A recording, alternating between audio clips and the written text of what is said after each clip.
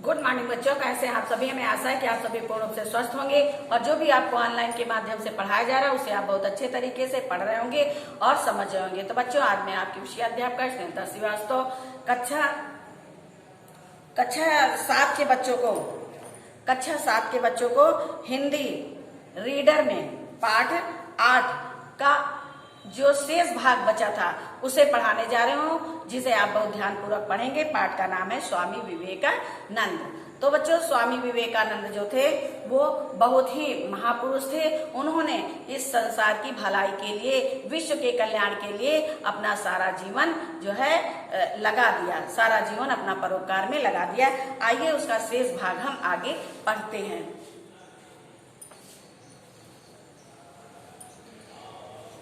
Page number 50 है, यहीं से हमने छोड़ा था नीचे वाला पैराग्राफ। उनके आह्वान पर सैकड़ों युवक युवतियां इस काम में लग गए। धन की भी कोई कमी नहीं रह गई। रामकृष्ण मठ तो पहले से ही बन चुका था। अब उन्होंने बड़े पैमाने पर एक संस्था बनाई और उसका नाम रखा रामकृष्ण मिशन। बच्चों, मठ तो उन्होंने पहले ही बनवा लिया था। जब उनके हजारों शिष्य बन गए तो मठ का काम और जोरों पर हो गया और जोरों से चलने लगा। वहां पे काफी धन आने लगा। बहुत से शिष्य बहुत धन देते थे मठ को चलाने के लिए उन्होंने बहुत बड़े पैमाने पर एक संस्था बनाई और उस संस्था का नाम रखा रामकृष्ण मिशन, यानी अपने गुरु के नाम पर उस संस्था का नाम रखा। उनकी शाखाएं जगह जगह खोली गईं। युवक युवतियां सेवा का भाव लेकर इन्हीं संस्था से जुड़ने लगे। अब अनेक युवक और युवतियां यानी स्त्री और पुरुष इस संस्था में जुड़ने लगे। इस संस्था ने अस्पताल, स्कूल, कॉलेज, अनाथालय खोले और केवल एक ही ध्येय रखा, जाति पाति की सीमाओं से परे मानव को ईश्वर का अंश जानकर उसकी सेवा करो। यही ईश्वर की सच्ची सेवा है। उन्होंने सब चीज को छोड़ करके एक ही जो है ध्येय रखा। एक ही उद्देश्य उनका था कि जाति पाति को छोड़ करके एक ही मानव के अंदर जो ईश्वर नाम का अंश हुआ है उसी को ध्याओ और उसी का पालन करो, उसी की सेवा करो।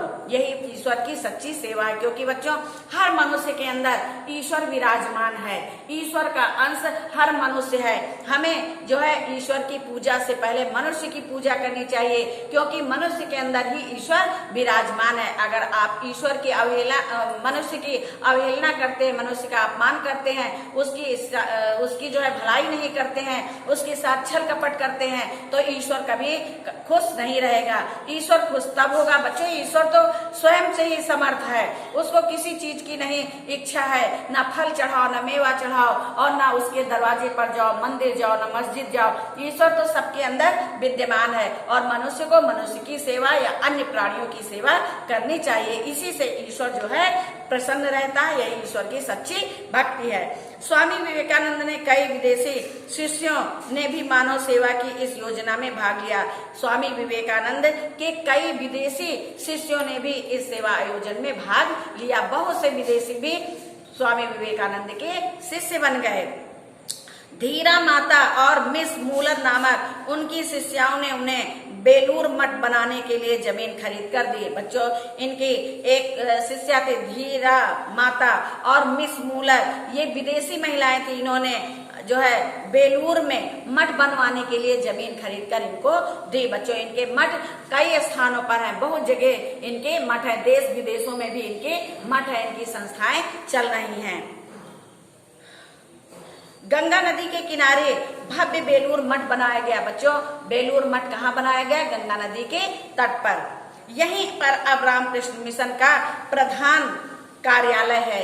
यहीं पर अब रामकिशन का जो है रामकिशन मिशन का प्रधान कार्यालय बेलूर में ही है। देश विदेश में रामकृष्ण मिशन की अनेक शाखाएं प्राणी मात्र की सेवा में आज भी लगी हुई हैं।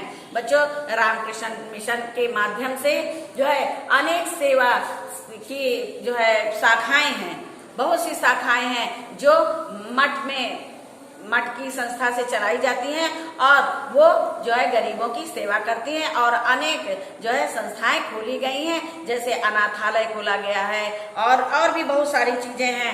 ठीक है, वृद्धाश्रम भी खोले गए हैं। तो ये सब रामकृष्ण मिशन के द्वारा ही चलाए जाते हैं और इनका पूरा हर्जा खर्चा जो है रामकृष्ण मिशन के मठ की तरफ से मिलता है। तो ये तो बच्चों पढ़ा आपने स्वामी विवेकानंद के बारे में कि स्वामी विवेकानंद जो थे वे बड़े संभ्रांत परिवार के थे। इनका जन्म कोलकाता में हुआ था और इन्होंने देश की भलाई के लिए रामकृष्ण परमहंस को अपना गुरु बनाया और उनकी शिक्षा से इन्होंने बहुत सारे शिष्यों को जो है अपना गुरु मंत्र दिया। बहुत सारे शिष्य इनके बने, देश विदेशों में बने और देश विदेशों में इनके मठ बनवाए गए जहां से बहुत सारी संस्थाएं चलाई जाती हैं। अब हम आपको बताएंगे शब्दों के अर्थ।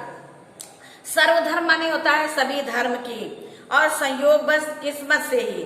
शिष्य माने चेला, अंश माने भाग और आराध्य माने जिसकी आराधना की जाए।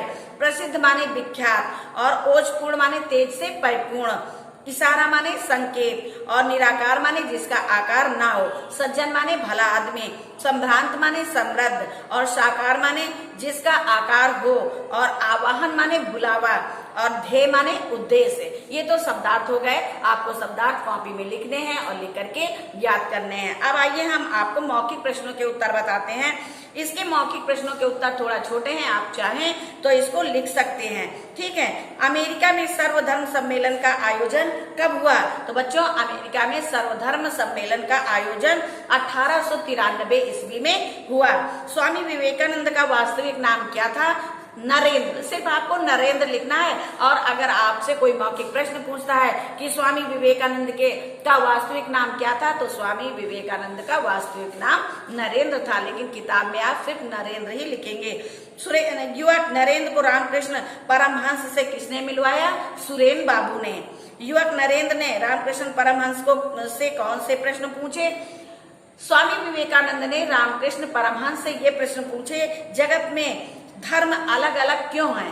यानी इस संसार में धर्म अलग अलग क्यों हैं? ईश्वर साकार है या निराकार? ये दो प्रश्न स्वामी विवेकानंद ने रामकृष्ण परमहंस से पूछे थे। बेलूर मठ के लिए जमीन किसने खरीद कर दी? तो किसने दी? अभी आपने पढ़ा, धीरा माता और मिस बुलर ने। अब जो लिखित प्रश्न उत्तर हैं, इनके प्रश्न उत्तर जो है, इसके प्रश्न उत्तर आपको पीडीएफ के माध्यम से भेजे जाएंगे, जिन्हें आप लिखेंगे और याद करेंगे। अब रिक्त स्थान भरिए। हमने कहा था कि आप एक एक लाइन पढ़ेंगे जिससे कि आप रिक्त स्थान अपने आप ढूंढ लें। उनके विलक्षण व्यक्तित्व की झलक उनके पिता का क्या नाम था? विश्वनाथ दत्त। तो यहाँ पे हम भरेंगे विश्वनाथ दत्त। नरेंद्र को देखकर रामकृष्ण जो है बड़े प्रसन्न हुए। फिर है तीसरा रिक्त स्थान है, उनके गुरु ने उनका नाम बदलकर स्वामी विवेकानंद रखा। स्वामी विवेकानंद और उनके शिष्यों ने मिलकर रामकृष्ण मठ नामक संस्था की स्थापना की। ये तो रिक्त स्थान हो गया। रिक्त स्थान आपको किताबों में भरना है, ये कॉपी में नहीं है, कॉपी में नहीं भरवाया जाएगा, किताब से ही आपको भरना है, क्योंकि किताब का जितना वर्क है आपको किताब में ही करना है। इसके बाद है विषय वस्तु का ज्ञान। एक जो है गद्यांश है, उसे गद्यांश पढ़ करके नीचे प्रश्न है, आपको उन प्रश्नों के उत्तर लिखने हैं और किताब में ही लिखने हैं। उनके आह्वान पर सैकड़ों युवक युवतियां इस काम में लग गए। धन की कोई कमी नहीं रही। रामकृष्ण मठ तो पहले ही बन चुका था। अब उन्होंने बड़े पैमाने पर एक संस्था बनाई और उसका नाम रखा रामकृष्ण मिशन। तो अब प्रश्न है, जन सेवा का आह्वान करने वाला व्यक्ति कौन था? बच्चों, जन सेवा का आह्वान करने वाला व्यक्ति स्वामी विवेकानंद थे। अब आप क्या लिखेंगे? स्वामी विवेकानंद। उसी के सामने, उसी प्रश्न के सामने उत्तर लिखेंगे। रामकृष्ण मिशन नामक संस्था की स्थापना किसने की? स्वामी विवेकानंद और उनके साथियों ने। ठीक है, फिर रामकृष्ण मिशन की स्थापना का उद्देश्य क्या था? जन सेवा। क्या था? जन सेवा। अब है चौथा प्रश्न, इनके अर्थ लिखो। आवाहन, धन, मठ, संस्था। अब बच्चों यहाँ पे जगह बिल्कुल नहीं है, ठीक है, तो इसमें आप नंबर डालेंगे। जैसे आवाहन नंबर 1, पहले तो आप प्रश्न में डालेंगे, धन नंबर 2, मठ नंबर 3 और संस्था नंबर 4। फिर उसके आगे नंबर डाल के आप लिखेंगे, क्योंकि आवाहन माने बुलावा और धन माने रुपए पैसे और मठ माने गुरुकुल और संस्था माने केंद्र। ठीक है, तो आप इसके अर्थों को उसी के सामने लिखेंगे। अब निबंध से लिए गए इन अधूरी पंक्तियों को पूरा करो। रामकृष्ण परमहंस एक बहुत अब आगे आपको वाक्य पूरा करना है ही पहुंचे हुए महात्मा और ज्ञानी पुरुष थे। नरेंद्र का प्रश्न सुनकर रामकृष्ण परमहंस मुस्कुराए। उनके आह्वान पर सैकड़ों युवक युवतियां इस काम में लग गए। ये तो हो गया वाक्यों को पूरा करना। अब है समानार्थी शब्द। समानार्थी शब्द का मतलब शब्दार्थ।